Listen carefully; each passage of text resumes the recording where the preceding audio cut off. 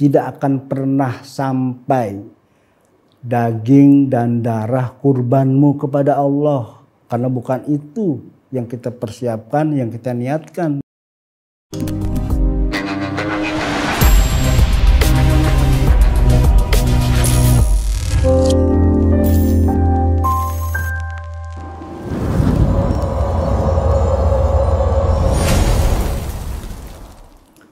Assalamualaikum warahmatullahi wabarakatuh. Alhamdulillahirabbil alamin. Wassalatu wassalamu alal habibil aliyil azim Sayyidina Muhammadinil hadi ila suratil mustaqim. Episode ini kita akan bahas secara singkat tentang perjalanan Nabiullah Ibrahim, terutama pada saat beliau diperintahkan oleh Allah untuk menyembelih putranya, yang itu menjadi satu hari besar Islam yang kita menyebutnya Idul Adha atau Idul Kurban. Menarik kita memperhatikan perjalanan Nabiullah Ibrahim. Ibrahim itu bukan dari bahasa Arab, tapi diambil dari bahasa Ibrani. Kalau Arabnya itu bisa berarti abaro. Abaro itu kalau kita belajar bahasa Arab yang agak khusus itu ada namanya tasrif kabir. Jadi abaro itu sama dengan aroba. Aroba itu artinya bergerak. Ya. Karena itu Nabi Ibrahim 2 kali mengatakan dalam Al-Quran untuk menunjukkan bahwa beliau adalah manusia yang sangat dinamis, manusia yang terus bergerak. Inni zahibun ila Rabbi. Sebagai ini memastikan bahwa aku adalah seorang petualang untuk menuju kepada Tuhanku. Dan inni muhajirun ila Rabbi. Dan aku adalah seorang yang berhijrah atau bergerak menuju Tuhanku. Kita lihat dari semula di Kaldea. Di Kaldea dikenal sebagai masyarakat penyembah berhala dengan Raja dan Namrud. Nabi Ibrahim di rumahnya sendiri berhadapan dengan ayahnya, pembuat patung yaitu Azar, dan karena itu Nabi Ibrahim melakukan perdebatan dimulai dengan ayahnya, dengan kaumnya, dan dengan Raja Namrud. Dan perdebatan itu direkam penuh dalam Al-Quran. Dan ini menandakan bahwa Nabi Ibrahim itu mengajak kepada ayahnya, kepada kaumnya, dan kepada Raja Namrud untuk berpikir secara kritis, secara logis. Dan beribadah itu harus dengan ilmu pengetahuan. Inilah hal penting pertama dari perjalanan Nabiullah Ibrahim alaihissalam. Beliau kemudian hijrah dari Kaldea di wilayah Babilonia di lembah Mesopotamia ke Haran. Haran adalah satu kota berada di perbatasan Irak dan Turki. Dari situ Nabi Ibrahim bersama istrinya juga hijrah ke Kanaan, Yerusalem, Palestina Selatan. Dari Kanaan pada saat paceklik, Nabi Ibrahim juga pernah ke Mesir, tapi hanya beberapa saat saja, dan sempat bertemu dengan Fir'aun, lalu kembali ke Kanaan, Yerusalem, sampai beliau wafatnya dan dimakamkan di sana, di Hebron, yang disebut Madinatul Khalil, karena Nabi Ibrahim memperoleh predikat dari Allah sebagai Khalilullah. Nah, dari sini berbagai pelajaran itu banyak sekali bisa kita gali. Pertama tadi yang saya sampaikan bahwa Nabi Ibrahim mengajak kepada umatnya, kepada kaumnya, masyarakatnya untuk beribadah dengan ilmu pengetahuan. Yang kedua, Nabi Ibrahim melakukan satu dekonstruksi. Di masyarakat Arab pada saat itu, terutama di sekitar Makkah itu, terjadi tradisi budaya mengorbankan manusia. Sering sekali mereka dengan kekuatan, harta, dan kekuasaan menyembelih manusia untuk kepentingan seolah-olah kemaslahatan mereka. Nah, Nabi Ibrahim melakukan dekonstruksi yang tadinya menyembelih manusia itu dirubah menjadi menyembelih hewan. Itu terjadi pada kasus adanya perintah Allah kepada Nabiullah Ibrahim. Di awal diminta untuk menyembelih putranya, seolah-olah Nabi Ibrahim mengikuti budaya dan tradisi yang ada di Mekah pada saat itu. Tapi di akhir menjelang terjadinya penyembelihan, putranya Ismail diganti dengan kambing kibas. Itu artinya Nabi Ibrahim melakukan dekonstruksi terhadap budaya dan tradisi Arab di sana yang tadinya tidak menghargai nilai-nilai kemanusiaan, diganti menjadi menghargai dan menjunjung tinggi nilai-nilai kemanusiaan. Pada saat itulah budaya dan tradisi mengorbankan manusia menjadi hilang di Arab, karena kemudian diganti dengan tradisi penyembelihan hewan. Yang lain, kita bisa melihat bahwa Nabi Ibrahim ini memiliki satu kepribadian yang begitu kuat berpegang pada prinsip. Prinsip-prinsip tersebut terlihat dari mulai di kampung halamannya Kaldea sampai ke Harran, Kanaan, ke Mesir, sampai kembali lagi ke Kanaan di Yerusalem itu. Apa prinsip yang beliau pegang itu? Pertama, bahwa kehidupan setiap manusia itu harus berjalan, harus cocok relevan dengan kehidupan alam semesta. Karena itu nilai-nilai agama yang dibawa oleh Nabi Ibrahim itu adalah nilai-nilai yang relevan secara universal, tapi sekaligus juga relevan dengan kejiwaan. Itu yang disebut Hanif. Hanif itu adalah, ini milah Nabi Ibrahim dari Allah yang disebut Hanif. Hanif adalah kecenderungan, satu pembawaan dasar pada manusia yang memiliki kecenderungan kepada kebaikan dan kebenaran.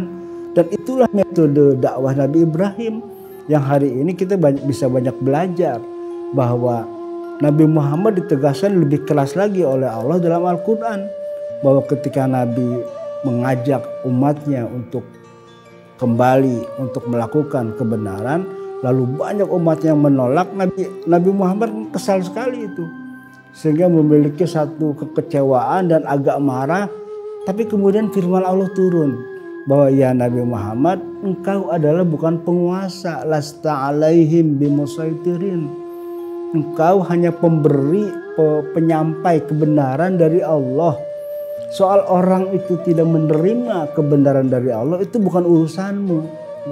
Nah, itulah sebetulnya metode Nabi Ibrahim, metode kejiwaan yang kemudian juga relevan dengan nilai-nilai kealaman dan keuniversalan. Itu yang disebut Hanif, dilengkapi dengan Muslim. Jadi Hanifah Muslimah, kecenderungan kepada kebenaran, kepada kebaikan, Muslimah yang pasrah kepada kehendak, aturan, sunatullah. Yang lain secara global, Nabi Ibrahim dengan berbagai macam pengalaman dan sikap kepribadiannya itu sebetulnya sedang berupaya mengubah satu budaya besar di dalam kehidupan umat manusia yang tadinya bersifat sangat primitif kepada yang civilized, dari yang sangat badawi kepada yang hadoroh. Itu yang disebut primitive culture. Zaman itu banyak sekali orang yang menyembah berhala, patung. Itu kan termasuk ke dalam primitive culture. Karena apa? Karena mereka tidak menggunakan akal, tidak menggunakan logika. Maka dialog-dialog Nabi Ibrahim di Quran itu dengan Azar, ayahnya dan kaumnya itu mengajak untuk menggunakan akal dan sangat logis. Ketika Nabi Ibrahim bertanya kepada ayah dan kaumnya, apa sih yang kalian sembah? Lalu mereka menjawab, kami menyembah berhala, patung, dan sungguh-sungguh kami menyembah berhala itu. Lalu Nabi Ibrahim balik bertanya, apakah berhala-berhala yang kalian sembah itu mereka mendengarkan ketika kalian berdoa? Apakah berhala yang kalian sembah itu memberi manfaat atau memberi madarat? Nah, kaumnya tidak menjawab pertanyaan Nabi Ibrahim, tetapi kaumnya meneguhkan apa yang dilakukannya dengan mengatakan, tetapi kan nenek moyang kami juga melakukan hal seperti ini. Itu artinya kendati nenek moyang, ayah ibu kita, masyarakat kita melakukan sesuatu itu salah, tetap saja kita tidak boleh mengikutinya walaupun semua orang melakukannya, karena kebenaran itu tidak bisa berubah menjadi salah kalau tidak ada yang melakukannya. Sebaliknya, kesalahan tidak berubah menjadi benar kalau walaupun semua orang melakukannya. Kesalahan tetap kesalahan walaupun dilakukan oleh nenek moyang kita, oleh orang pada umumnya, oleh orang banyak pada umumnya. Nah, inilah kira-kira beberapa hal yang kita dapat ambil pelajaran dari kisah Nabi Ibrahim alaihissalam. Yang terakhir, yang puncak pengalaman Nabi Ibrahim adalah Idul Adha, yaitu adanya perintah dari Allah untuk menyembelih putranya. Tentu saja ini peristiwa besar dalam sejarah kenabian Nabi Ibrahim, walaupun di akhir kemudian digantinya dengan hewan kibas, dengan kambing kibas yang tadi saya sampaikan itu. Tapi di sini artinya bahwa ibadah yang diperintahkan oleh Allah selain bersifat vertikal sebagai pengabdian kepada Allah, tapi juga harus bernuansa horizontal sebagai adanya rasa cinta dan pelayanan kepada umat manusia. Dan itu disimbolkan melalui penyembelihan hewan kurban. Niat karena Allah dan dagingnya bisa dimanfaatkan oleh sesama. Tetapi kita tidak boleh lupa karena Al-Quran menegaskan lan yanalallaha luhumuha wala dima'uha walakin yanaluhut taqwa minkum. Tidak akan pernah sampai daging dan darah kurbanmu kepada Allah, karena bukan itu yang kita persiapkan, yang kita niatkan berkurban itu. Tapi yang sampai kepada Allah itu adalah takwamu. Karena itu mungkin proses berkurban hari ini, kambing harganya sudah begitu tinggi, apalagi sapi. Banyak di antara kita mungkin ingin berkurban seperti yang dicontohkan oleh Nabiullah Ibrahim alaihissalam. Tapi apa daya, kita tidak memiliki satu finansial yang cukup misalnya. Karena itu kurban seperti itu, pertama untuk menjawab persoalan ini, kurban seperti itu diperintahkan bagi orang yang cukup punya uang kan. Sehingga bagi yang tidak punya uang ada yang lebih substansi, apa tadi, takwa tadi itu. Karena yang sampai kepada Allah itu bukan sembelihannya, bukan uang yang kita belikan untuk kambing atau unta atau sapi, tapi nilai takwa yang kita miliki. Karena itu bisa jadi orang yang secara syariah dia melakukan kurban penyembelihan hewan, tetapi ada orang yang tidak memiliki kekuatan itu, tapi dia memiliki satu kejiwaan, kebersihan hati, meningkatkan nilai ketakwaan dia kepada Allah, sehingga itu menjadi semacam kurban dia pada saat Idul Adha. Karena itu bisa berbagai macam kita lakukan. Kalau ada orang tidak mampu melakukan kurban dengan keharusan mengeluarkan uang untuk membeli hewan-hewan yang kita sembelih itu, ada cara lain apa? Karena itu tidak wajib, itu sunnah yang tadi itu.